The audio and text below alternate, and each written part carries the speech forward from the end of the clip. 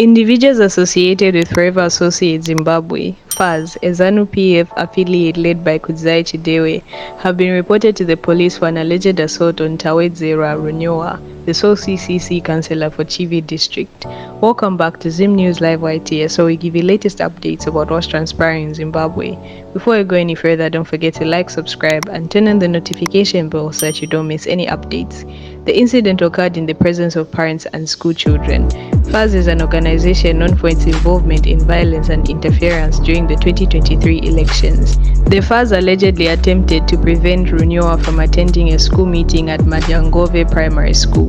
The case has been officially reported at Chivi Police Station under RRB number 5770498. Masvingo Provincial Police spokesperson, Inspector Chete, stated that he is not currently aware of the case.